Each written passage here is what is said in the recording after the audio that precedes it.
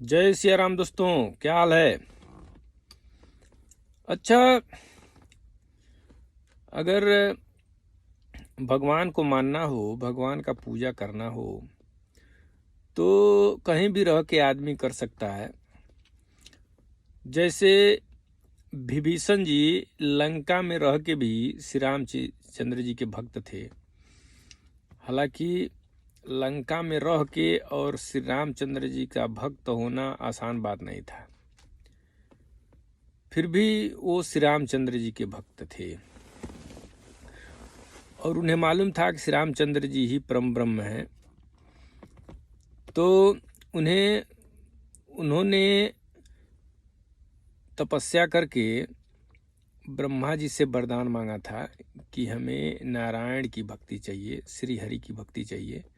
तो ब्रह्मा जी ने आशीर्वाद दिया था उनको कि जब अयोध्या में श्री रामचंद्र जी के नाम से परम ब्रह्म जब जन्म लेंगे मानव रूप में, तब आपको भक्ति प्राप्त होगी और आपसे मुलाकात होगी। तो विभीषण लंका में एकमात्र थे जिन्होंने नारायण के भक्त थे, हरि के भक्त थे। तो जब हनुमान जी जाते हैं लंका में सीता जी की खोज करने के लिए, तो विभीषण जी का जैसे हर महल में घूम घूम के देखते हैं हनुमान जी सीता जी कहाँ हैं। सबका रावण का महल देखे, मंदोदरी का महल देखे, फिर विभीषण के महल पे जब गए तो विभीषण के महल में उन्होंने क्या देखा। रामचरितमानस पृष्ठ संख्या 622 है कि वह महल श्री रामचंद्र जी के आयुध, धनुष, बाण के चिन्हों से अंकित था। उसकी शोभा वर्णन नहीं की जा सकती। वहां नवीन नवीन तुलसी के वृक्ष समूहों को देखकर कपिराज हनुमान जी हर्षित हुए। लंका तो राक्षसों के समूह का निवास स्थान है, यहाँ सज्जन साधु पुरुष का निवास कहाँ। हनुमान जी मन में इस प्रकार तर्क करने लगे। उसी समय विभीषण जी जागे। सुबह का समय था। उन्होंने विभीषण ने राम नाम का स्मरण उच्चारण किया।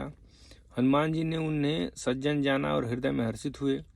हनुमान जी ने विचार किया कि इनसे हट करके अपनी ओर से ही परिचय करूंगा, क्योंकि साधु से कार्य की हानि नहीं होती, प्रत्युत लाभ ही होता है। ब्राह्मण का रूप धरकर हनुमान जी ने उन्हें वचन सुनाए, पुकारा। सुनते ही विभीषण जी उठकर वहां आए, प्रणाम करके कुशल पूछी और कहा कि हे ब्राह्मण देव, अपनी कथा समझा कर कहिए। क्या आप हरिभक्तों में से कोई हैं? क्योंकि आपको देखकर मेरे हृदय में अत्यंत प्रेम उमड़ रहा है। अथवा क्या आप दीनों से प्रेम करने वाले स्वयं श्री राम जी ही हैं? विभीषण जी ने पूछा। हनुमान जी ब्राह्मण के भेष में थे, जो मुझे बड़भागी बनाने, घर बैठे दर्शन देकर कृतार्थ करने आए हैं। तब हनुमान जी ने श्री रामचंद्र जी की सारी कथा कहकर अपना नाम बताया। सुनते ही दोनों शरीर पुलकित हो गए और श्री राम जी के गुण समूहों का स्मरण करके दोनों के मन प्रेम और आनंद में मग्न हो गए। विभीषण जी ने कहा, हे पवन पुत्र, मेरी रहनी सुनो। मैं यहाँ वैसे ही रहता हूँ जैसे दांतों के बीच में बेचारी जीव। हे तात, मुझे अनाथ जानकर सूर्यकुल के नाथ श्री रामचंद्र जी क्या कभी मुझ पर कृपा करेंगे? मेरा तामसी राक्षस शरीर होने से साधन तो कुछ बनता नहीं और न मन में श्री रामचंद्र जी के चरण कमलों में प्रेम ही है। परंतु हे हनुमान, अब मुझे विश्वास हो गया है कि श्री रामचंद्र मुझ पर कृपा है, क्योंकि हरि की कृपा के बिना संत नहीं मिलते। विभीषण जी कह रहे हैं हनुमान जी से, जब श्री रघुवीर जी ने कृपा की है तभी तो आपने मुझे हट करके अपनी ओर से दर्शन दिए हैं। हनुमान जी ने कहा, हे विभीषण जी, सुनिए, प्रभु की यही रीति है कि वे सेवक पर सदा ही प्रेम किया करते हैं। भला कहिए, मैं ही कौन बड़ा कुलीन हूँ, जाति का चंचल बानर हूँ। हनुमान जी कह रहे हैं विभीषण जी से कि मैं ही कौन बड़ा कुलीन हूँ, जाति का चंचल बानर हूँ और सब प्रकार से नीच हूँ। प्रातःकाल जो हम लोग बंदरों का नाम ले ले तो उस दिन उसे भोजन न मिले। हनुमान जी कह रहे हैं, हे सखा सुनिए, मैं ऐसा अधम हूँ, पर श्री रामचंद्र जी ने तो मुझ पर भी कृपा की है। भगवान के गुणों का स्मरण करके हनुमान जी के दोनों नेत्रों में प्रेमांसुओं का जल भराया। जो जानते हुए भी ऐसे स्वामी श्री रघुनाथ जी को भुलाकर विषयों के पीछे भटकते फिरते हैं, वे दुखी क्यों न हो। इस प्रकार श्री रामचंद्र जी के गुण समूहों को कहते हुए उन्होंने अनिवर्चनीय परम शांति प्राप्त की। फिर विभीषण जी ने श्री जानकी जी की जिस प्रकार वहाँ लंका में रहती थी वो सब कथा कही। तब हनुमान जी ने कहा, हे भाई सुनो, मैं जानकी माता को देखना चाहता हूँ। तब विभीषण जी ने बताया और उन्होंने दर्शन भी किया जानकी जी का। तो आज का वीडियो इसलिए बन रहा है कि जाति पाति का भेदभाव भगवान नहीं देखते हैं। ठीक है, कोई भी जात का आदमी भगवान को प्राप्त कर सकता है, भगवान से प्रेम कर सकता है। भगवान सबके लिए हैं। अब कुछ जातियां केवल अपने लिए भगवान को बना लें, ऐसा नहीं है। तो इसलिए टेंशन नहीं लेना चाहिए, समझना चाहिए बात को। क्योंकि विभीषण जैसा आदमी अगर भगवान का भक्त हो सकता है, जहाँ पे विभीषण के सिवा कोई नहीं था भगवान का भक्त।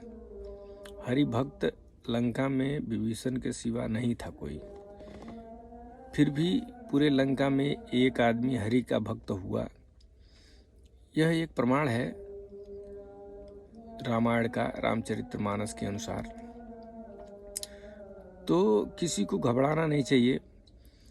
लोग सोचते हैं कि आजकल तो ऐसा हो गया है कि किसी भी आदमी को लोग भगवान बना दे रहे हैं। हालांकि भगवान में एक खूबी है, भगवान सर्वशक्तिमान होता है, भगवान से शक्तिमान कोई नहीं होता है। लेकिन आजकल लोग किसी को भी भगवान बना दे रहे हैं। हाँ, ग्रंथों में है कि हर इंसान में आत्मा है, आत्मा भगवान का ही रूप है। लेकिन इसका मतलब ये तो नहीं है कि कोई शरीर से नीच कार्य कर रहा है, गलत कार्य कर रहा है और उसको भगवान बना दिया जाए। तो भगवान जो शरीर धारण करके आते हैं, उन्हें कर्म का अकर्म का कोई मतलब नहीं रहता। वो दिव्य शरीर होता है और वो दिव्य आत्मा होते हैं। ठीक है, तो अब इंसान को भी उन्हीं से जोड़ दिया जाएगा, तो ये बिल्कुल ठीक नहीं है। क्योंकि भगवान भगवान होते हैं, भगवान दिव्य शरीर होता है उनका, वो परम आत्मा होते हैं। तो हमारे कहने का मतलब ये है कि यह सिद्ध हो चुका है कि श्री रामचंद्र जी परम ब्रह्म थे, परम ब्रह्म हैं, परम ब्रह्म रहेंगे। ठीक है, तो आप लोगों को भी मानना चाहिए कि श्री रामचंद्र जी परम ब्रह्म हैं। मैं पिछले वीडियो में भी बताया हूँ कि राम और कृष्ण एक ही हैं। कुछ दिन में मैं कृष्ण पर भी बताऊंगा आप लोगों को। तो श्री रामचंद्र जी ही परम ब्रह्म हैं, ये सब मानना चाहिए हम सबको। क्योंकि गांव में क्या 99% लोगों को पता नहीं है कि भगवान कौन है, क्योंकि उन्हें बताया ही नहीं जाता है। गांव में कोई बताता ही नहीं है कि भगवान कौन है। परम ब्रह्म को जानना बहुत जरूरी है। देवी देवताओं को भी जानना जरूरी है। देवी देवताओं का पूजा पाठ भी जरूरी है। देवी देवताओं को पूजा से पुण्य प्राप्त होता है और जो हम मांगते हैं पूजा करके वो मिलता है, धन दौलत वगैरह। लेकिन परम ब्रह्म को भी जानना जरूरी है, मोक्ष प्राप्ति करना भी जरूरी है। अगर हम परम ब्रह्म को नहीं जानेंगे, मेन भगवान को नहीं जानेंगे, तो अन्य लोग कुछ भी कह करके भटका देते हैं। किसी इंसान को बैठा कर उसी को भगवान बना देते हैं और किसी को भी भगवान बना के पूजवाने लगते हैं। तो जो आदमी भगवान को जानता ही नहीं है, परम ब्रह्म के बारे में जानेगा ही नहीं, वो तो किसी को भी भगवान मान लेगा। तो इसलिए आप लोगों को भी समझना चाहिए, जानना चाहिए कि परम ब्रह्म कौन है। रामचरितमानस और गीता भागवत आप लोग पढ़ेंगे तो उससे पता चल जाएगा कि परम ब्रह्म कौन है। लेकिन कुछ लोग तो मानने को ही तैयार नहीं है कि परम ब्रह्म श्री कृष्ण हैं या श्री रामचंद्र जी हैं। वो लोग तो उनके अनाप शनाप उनके बारे में कहते हैं। तो जो भी सनातन धर्म का जो ग्रंथ है, सारे ग्रंथ यही कह रहे हैं कि परम ब्रह्म श्री राम और श्री कृष्ण जी हैं और ये दोनों एक ही हैं, क्योंकि दोनों युगों में ये लोग धर्म का जो लोग नाश कर रहे थे उनको परास्त करके और धर्म स्थापित करने के लिए ये लोग आए थे। तो और कई जगह प्रमाण है कि श्री रामचंद्र जी और श्री कृष्ण जी ही परम ब्रह्म हैं, तो मानना चाहिए। अब हम क्या करते हैं कि जब स्कूल में पढ़ने जाते हैं तो 2 दूना 4 कोई भी बता देता तो मान लेते हैं। भाई 3 दूना 6 होता है, कोई भी बता दिया तो मान लेंगे। हालांकि वो भी किताब ही से पढ़ के मान रहे हैं और कोई बता रहा है उसी से मान रहे हैं, ठीक है। लेकिन अगर आप धर्म की बात कर देंगे, सनातन धर्म की किताबों की बात कर देंगे तो कोई नहीं मानेगा। भाई उसे भी मानना चाहिए। अगर सनातन धर्म की किताबें, वेद पुराण अगर कह रहे हैं कि श्री रामचंद्र जी ही परम ब्रह्म है, कृष्ण जी ही परम ब्रह्म है, तो ये भी बात मानना चाहिए। जैसे आप लोग 2 के 2, 2 दूना 4 मान रहे हैं,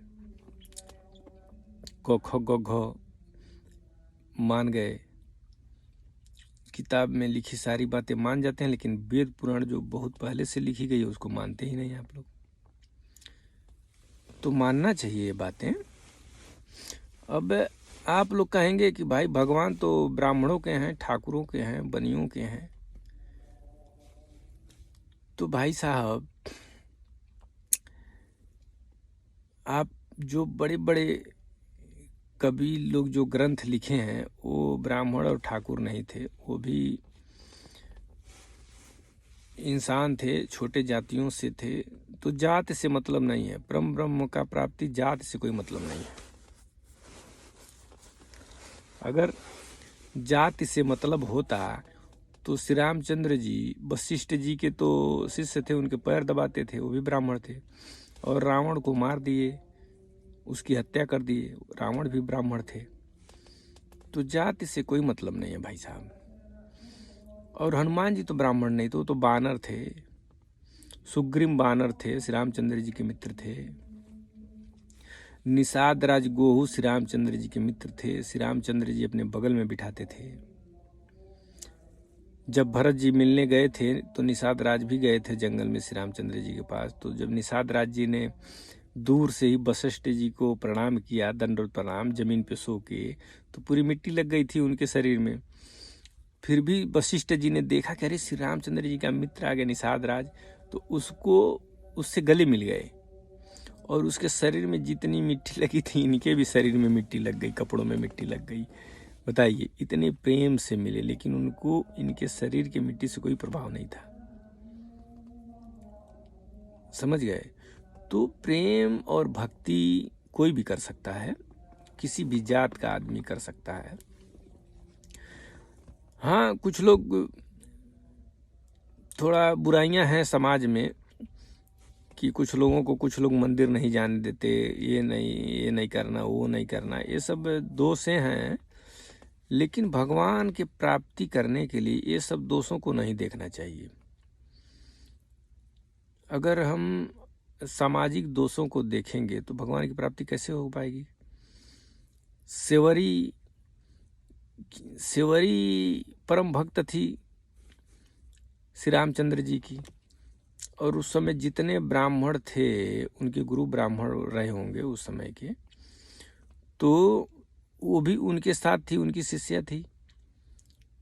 तो भाई साहब, प्रभु को पाना और मोक्ष पाना ये सामाजिक कार्य थोड़ी ना है, ये तो पर्सनल काम है, अपना व्यक्तिगत काम है। तो इसलिए भगवान को जानना बहुत जरूरी है। हर एक इंसान को भगवान की बुराई नहीं करनी चाहिए, भगवान को जानना बहुत जरूरी है। जैसे आप लोग किसी इंसान को भगवान मान लिए हैं, वैसे ही जो सही में भगवान है उनको मानिए, किताबें पढ़िए। भाई सामाजिक जो व्यवहार है, ब्राह्मण, ठाकुर, बनिया, अंट संत, ये सब चीज़ों में मत देखिए आप लोग भगवान को खोजिए बस, कि मेन भगवान कौन है। ठीक है भाई लोग, जय सिया राम।